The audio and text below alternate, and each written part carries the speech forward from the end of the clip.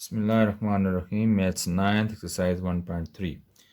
आज हमने डिस्कस करना है commutative law under addition. Commutative law under addition means कि अगर हमारे पास दो सेम आर्डर के मैट्रिसेस ए और बी हों तो a plus b always equal to B plus a के होता है। इसे हम कहते हैं कम्यूटेटिव लॉ ऑफ एडिशन। इसकी डिफिनीशन देखते हैं। If a and b are two matrices, हमारे पास ए और बी दो मैट्रिसेस हैं of the order of same order के हमारे पास दो मैट्रिसेस हैं ए और B, then A plus B is equal to B plus A. This is called commutative law of matrices under addition. तो बात यह है कि हमारे पास अगर दो मैट्रिसेस हैं, आर्डर उनके सेम हों, एक ए मैट्रिक्स है एक बी, तो ए को बी में ऐड करो तो आंसर वही होगा अगर आप बी को ए में ऐड करते हो। तो इसको हम कहते हैं कम्यूटेटिव लॉ ऑफ एडिशन। तो एक्सरसाइज नंबर 1.3 में क्वेश्चन नंबर 11 है, वो इस टॉपिक से रिलेटेड है। तो हम क्वेश्चन नंबर 11 अब सॉल्व करते हैं एक्सरसाइज नंबर 1.3। क्वेश्चन नंबर 11 है exercise 1.3।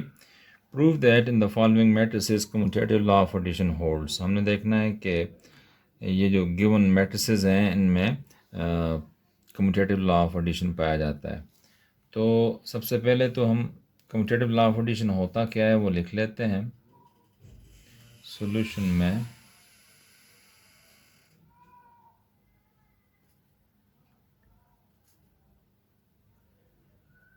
Commutative law of addition,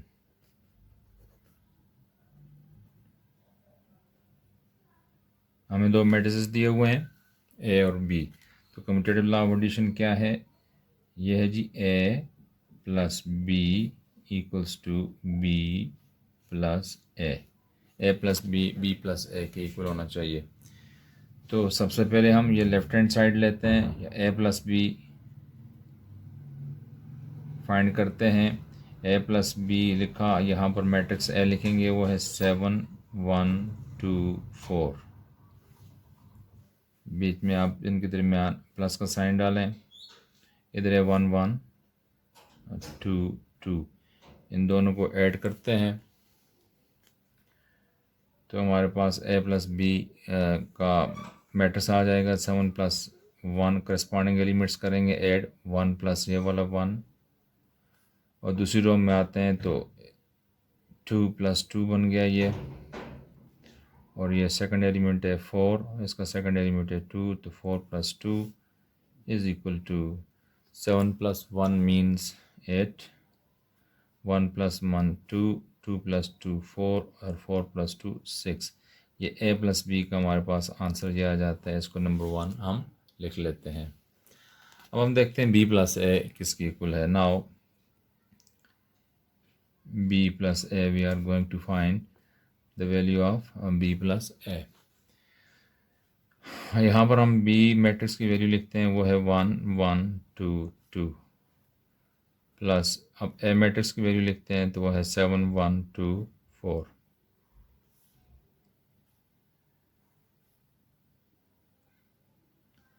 तो बन गया 1 प्लस 7, इधर 1 प्लस 1, ये 2 प्लस 2, और ये 2 प्लस 4।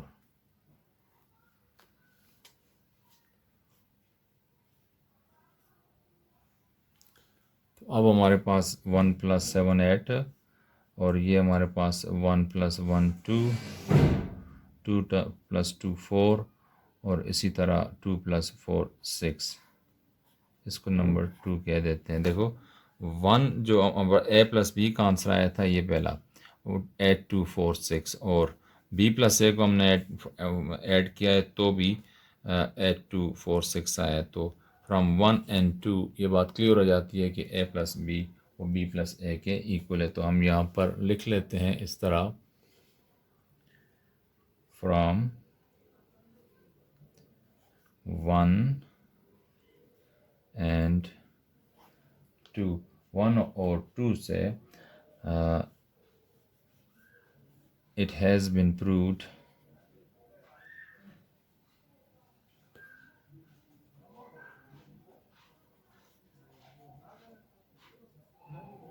दैट क्या प्रूव हो जाती है बात कि ए plus b is equal to B plus a के विच इज़ रिक्वायर्ड। ये फिर इसका मतलब ये हुआ कि कम्यूटेटिव प्रॉपर्टी ऑफ एडिशन जो है मैट्रिसेस में पाई जाती है इन दोनों में। क्वेश्चन नंबर 11 का पार्ट 2 है जिसमें सी और डी दो मैट्रिसेस दिए हुए हैं और यहाँ पर हमें क्वेश्चन में ये बताया गया है कि हम क्या करना है, prove that in the following matrices commutative law of addition holds. यहाँ पर भी हमने ये प्रूव करना है कि कम्यूटेटिव लॉ ऑफ एडिशन यहाँ इन मैट्रिसेस में पाया जाता है। देखें दोनों मैट्रिसेस का सेम ऑर्डर है, 2 रोज़ हैं 3 कॉलम, इधर भी 2 रोज़ हैं 3 कॉलम। तो कम्यूटेटिव लॉ ऑफ एडिशन हमने यहाँ पर प्रूव करना है। तो कम्यूटेटिव लॉ ऑफ एडिशन हम लिख लेते हैं यहाँ पर, कम्यूटेटिव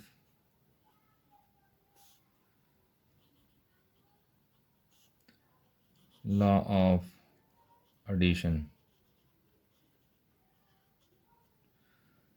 वो ये है, हमारे पास अगर गिवन मैट्रिसेस सी और डी हैं तो कम्यूटेटिव लॉ क्या बनेगा, c plus d is equal to d plus सी के।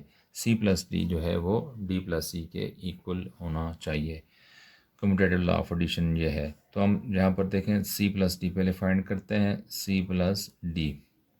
तो सी हमने पहले लिखा, उसके बाद डी है तो सी मैट्रिक्स की वैल्यू पहले लिखते हैं। सी की वैल्यू क्या है, -3 4 -5, -3 4 -5 और यह है 2 3 1। यहाँ प्लस हम करेंगे डी मैट्रिक्स और डी मैट्रिक्स की वैल्यू है -3 -4 और 5 और यहाँ पर 1 2 और 3। अब इनको ऐड करते हैं, करस्पॉन्डिंग एलिमेंट्स ऐड करेंगे। फर्स्ट रो लेते हैं, -3 प्लस -3 -3 प्लस इन ब्रैकेट -3 लिखा। फिर ये 4 सेकंड एलिमेंट है, 4 प्लस -4 प्लस ये इन ब्रैकेट -4 लिखा। थर्ड एलिमेंट आता है -5 प्लस ये वाला 5।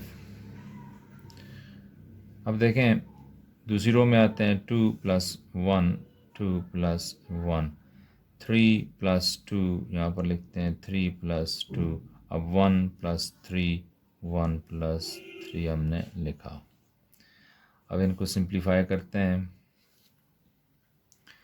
तो ये देखें -3 है, यहाँ पर ब्रैकेट से बाहर प्लस है तो प्लस मल्टीप्लाई माइनस -3 लिखा। यहाँ 4 है तो यहाँ बाहर ब्रैकेट के बाहर प्लस है, ब्रैकेट के अंदर माइनस है। सिंबल्स मल्टीप्लाई करो तो प्लस मल्टीप्लाई -4 और -5 + 5 0 हो जाएगा और 2 + 1 जो है वो 3 और 3 + 2 जो है वो 5 और 1 + 3 4 हो जाता है।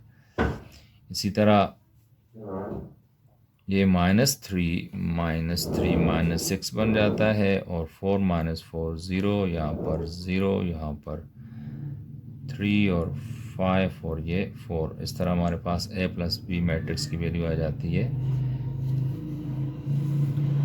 अब हम नहीं c + d मैट्रिक्स ये वैल्यू आई है। अब हम d + c फाइंड करते हैं।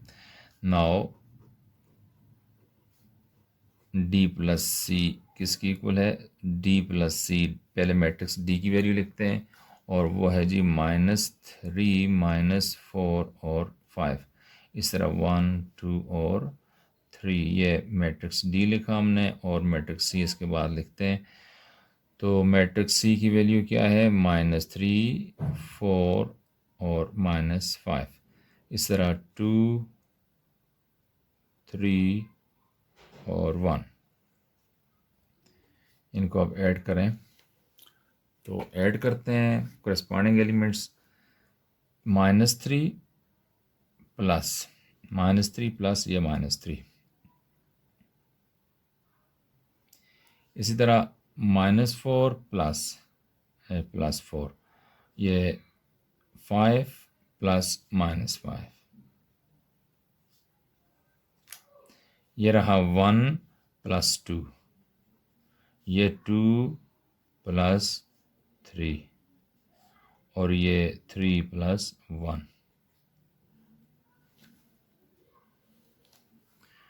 तो ये -3 प्लस मल्टीप्लाई माइनस माइनस यहाँ पर 3 और ये -4 प्लस 4 तो 0 बन गया, और ये 5 प्लस मल्टीप्लाई माइनस माइनस 5, ये 1 प्लस 2 3, 2 प्लस 3 5 और 3 प्लस 1 4। तो अगले स्टेप में ये देखें -3 है, -3 -3 -6 हो जाता है, और ये 0 और 5 माइनस 5 0 हो जाएगा, और ये 3 और 5 और 4, ये हमारे पास क्या कौन सा रिलेशन है? रिलेशन 2।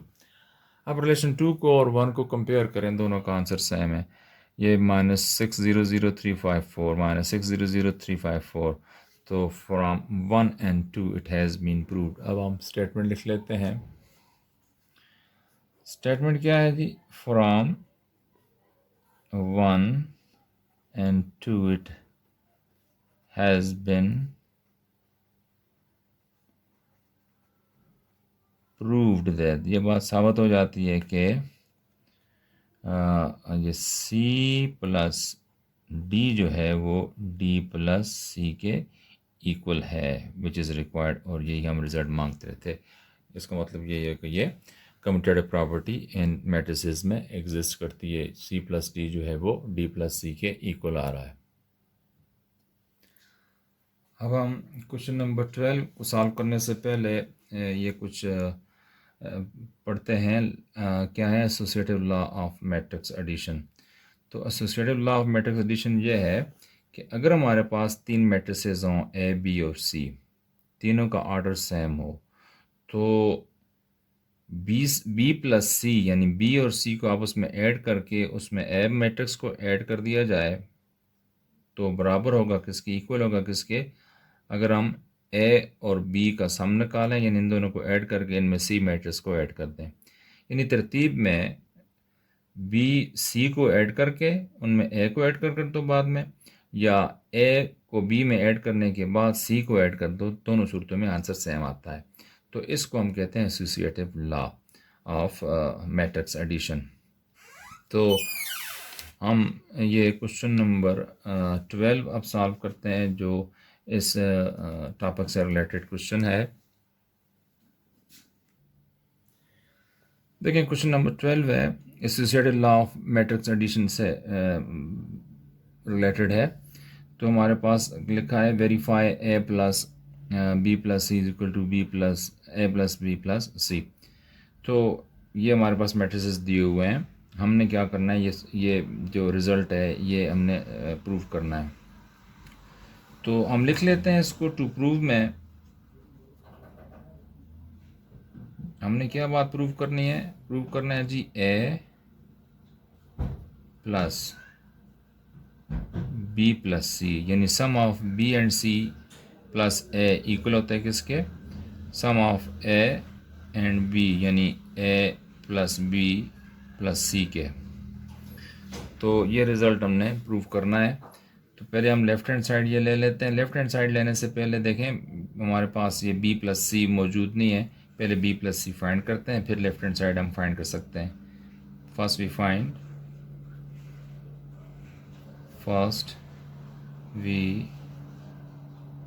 फाइंड बी प्लस सी। तो देखें बी प्लस सी फाइंड करने के लिए हम क्या करेंगे, यहाँ पर b की वैल्यू क्या है? 5 माइनस 2 3 6, ये b है। प्लस का साइन लगाएं, और यहाँ पर c है 1 7 और -6 -3, इनको ऐड करते हैं ताकि हमारे पास मैट्रिक्स b प्लस सी की वैल्यू आ जाए। तो ये है जी 5 प्लस 1 -2 प्लस 7 3 प्लस -6 और 6 प्लस -3। इस तरह हमारे पास इनका सॉल्व किया तो क्या आएगा, 5 + 1 6 -2 + 7 ये हो गया 5 और ये रहा 3 प्लस मल्टीप्लाई माइनस -6 ये रहा 6 और प्लस मल्टीप्लाई -3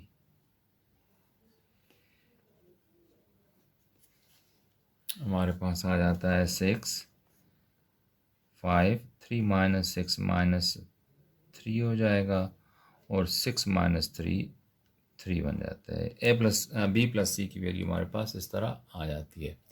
अब हम बी प्लस सी तो ये आ गया, हम अब लेफ़्ट हैंड साइड फाइंड कर सकते हैं।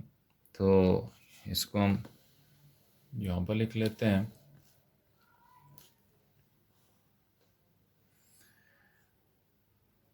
लेफ़्ट हैंड साइड हमारे पास क्या है, वो है जी ए प्लस बी प्लस सी। तो ए प्लस बी प्लस सी किसके इक्वल हुआ, मैट्रिक्स ए की वैल्यू यहाँ पर हम लिख लेते हैं और वो है, यह है 2 -3 2 -3 4 1 और प्लस ये बी प्लस सी की वैल्यू क्या है, बी प्लस सी अभी हमने फाइंड किया था, ये बी प्लस सी की वैल्यू हमारे पास ये है जी 6 5 -3 और 3। इन दोनों को ऐड कर लो, ये हो जाएगा 2 + 6 -3 + 5 4 प्लस ये -3 1 + 3, यहाँ 2 + 6 तो 8 बन गया, -3 + 5 2 और ये 4 प्लस मल्टीप्लाई -3 1 + 3 4,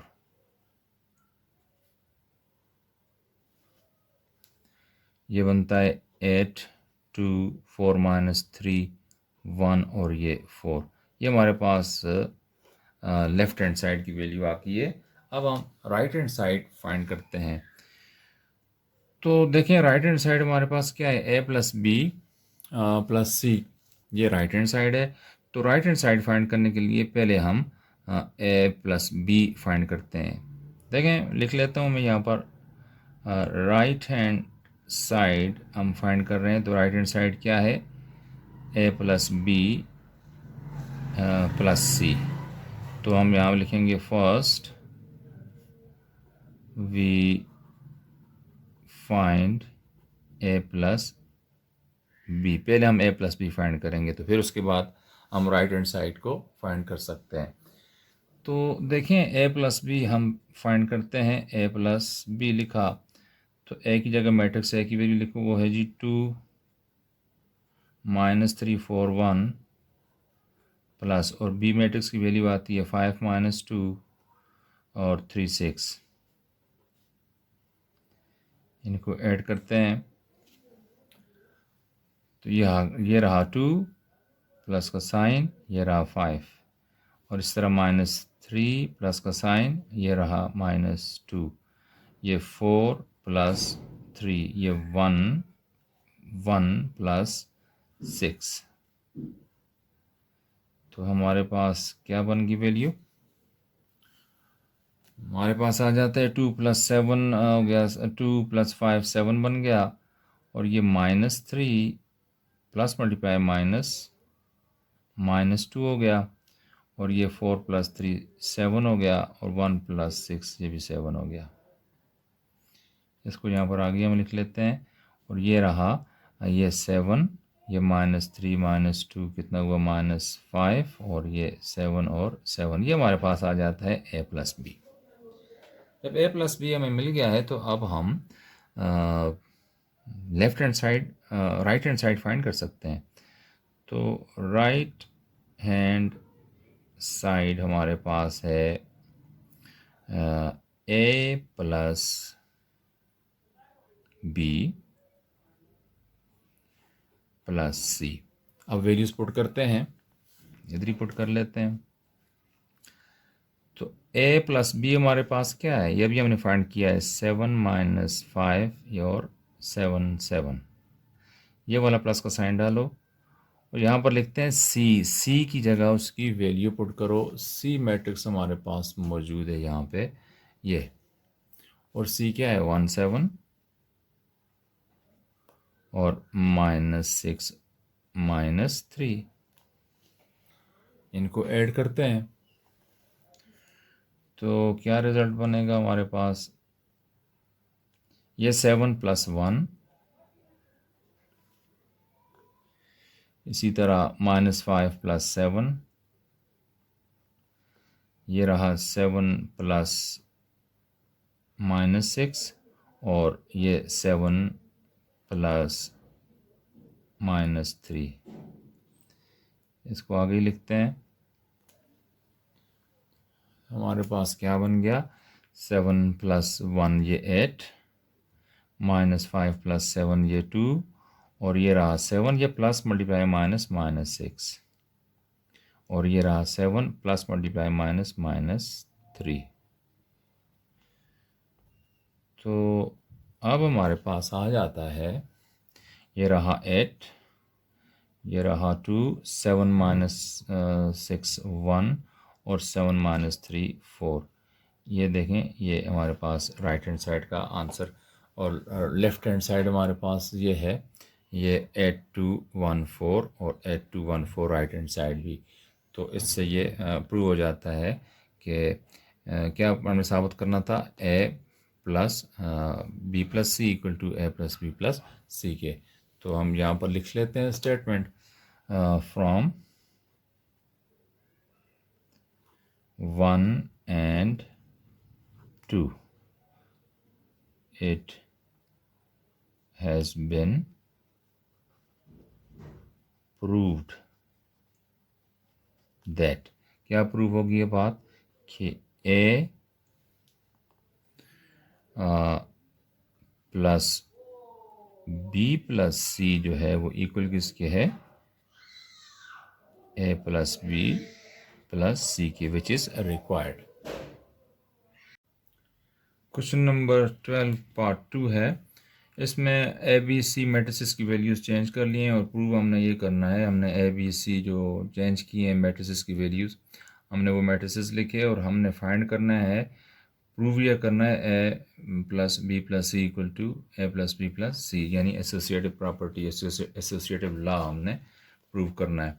तो इसके लिए हम सबसे पहले लेफ़्ट हैंड साइड लेते हैं। तो देखें, लेफ़्ट हैंड साइड हमारे पास है A plus B plus C.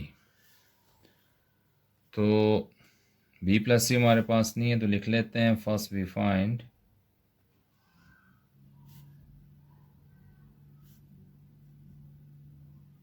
B plus सी।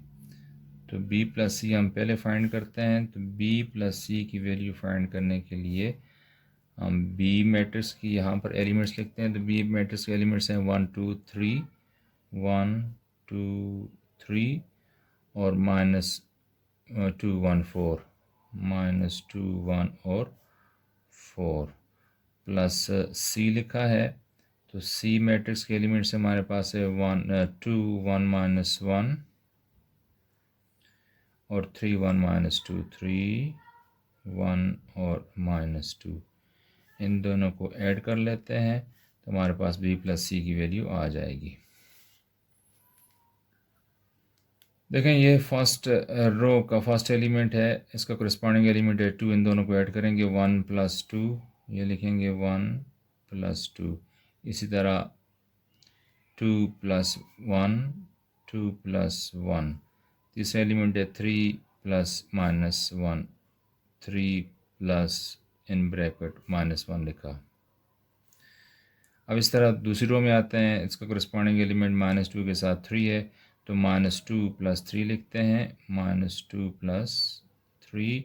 इस तरह 1 प्लस ये 1 प्लस ये 1, ये 4 प्लस -2 प्लस ये -2। अब इसको सिंप्लीफाई करेंगे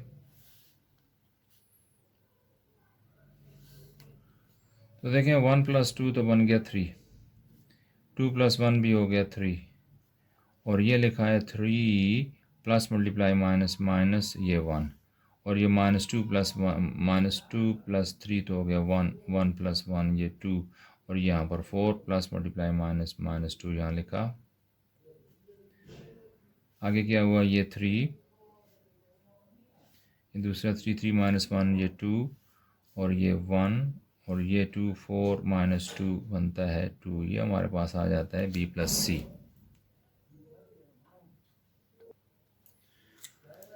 B + C फाइंड हो गया है, तो अब हम लेफ्ट हैंड साइड फाइंड कर सकते हैं। लेफ्ट हैंड साइड है A + B + C है, तो A + B + C की वैल्यू फाइंड करेंगे। तो यहाँ मैट्रिक्स A की वैल्यू लिखो। मैट्रिक्स A की वैल्यू है, ये A है, A B C और 3 4 5, 3 4 और 5, ये मैट्रिक्स A है। प्लस का साइन लिखा है इसकी। अब यहाँ B + C की वैल्यू ये हमने फाइंड किया हुआ, B + C मैट्रिक्स ये है। तो ये मैट्रिक्स क्या है, 3 3 2 1 2 2। इन दोनों को ऐड करते हैं।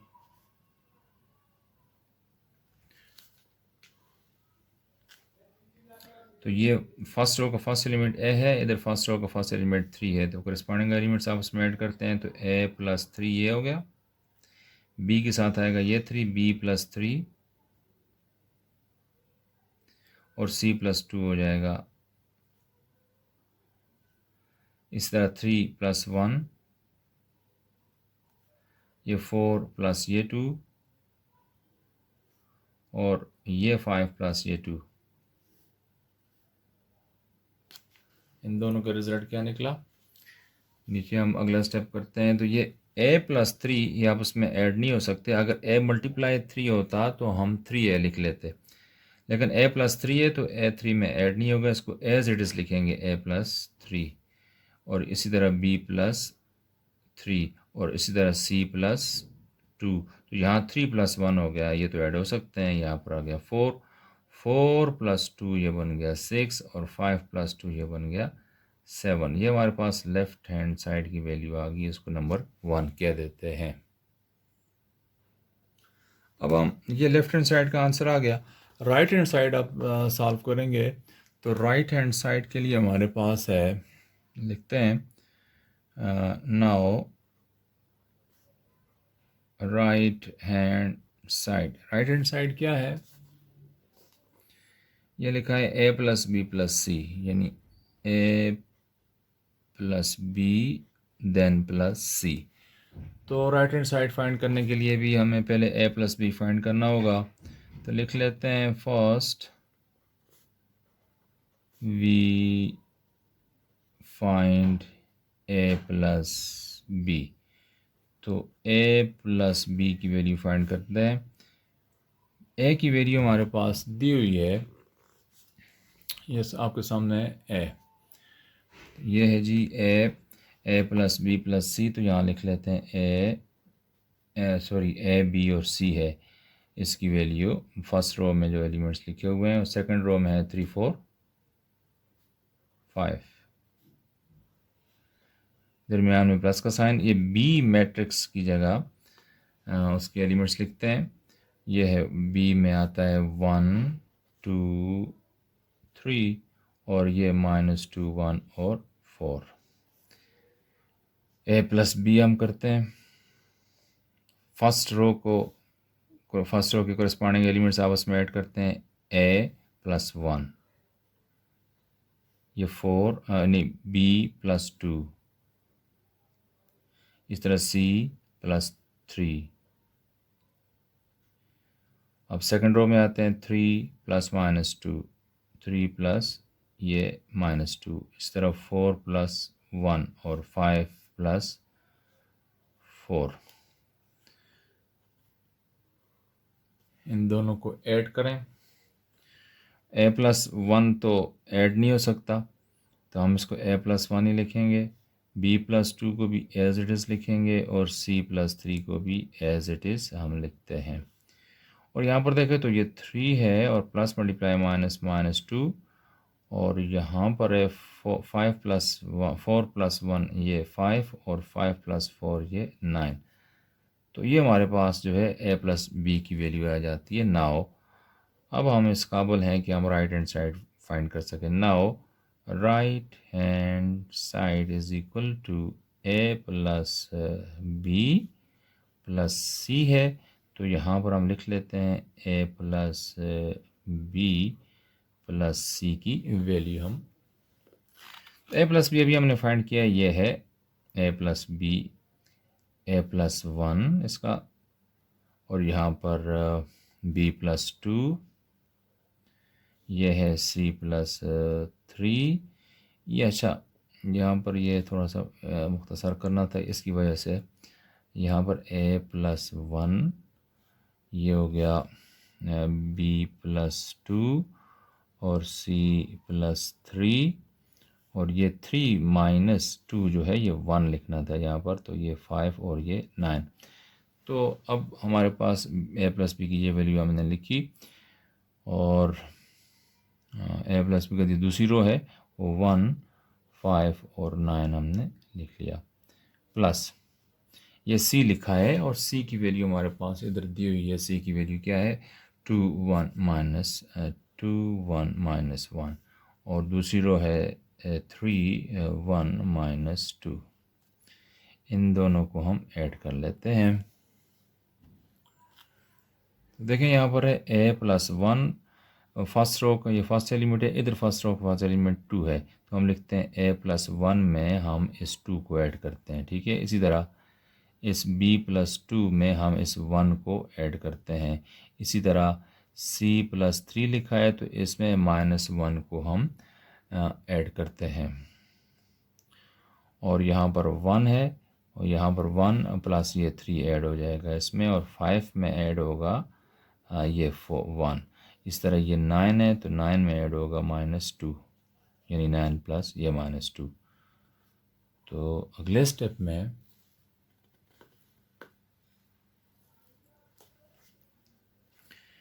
ये a+1+2, a तो एज इट इज़ रखो और 1+2 आपस में ऐड हो जाते हैं तो ये बन जाएगा 3। ये लिखा b तो 2+1 आपस में ऐड हो जाएंगे, ये b+3 बन गया।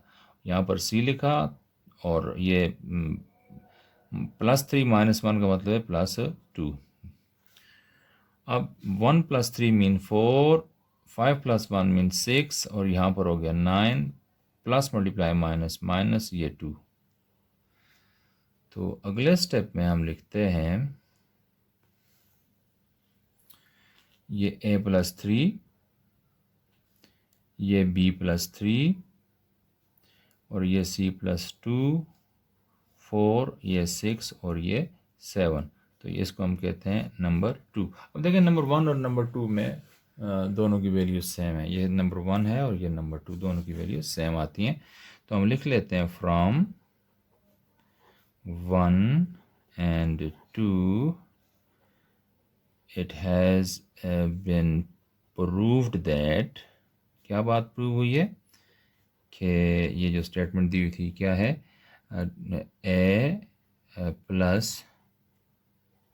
a+b+c जो है वो a+b+c के इक्वल है, विच इज़ रिक्वायर्ड। यही हमें चाहिए था, ये नीचे हमने ये लिख लिया। तो इस तरह हमारे पास क्वेश्चन नंबर 12 के दोनों पार्ट सॉल्व हो जाते हैं।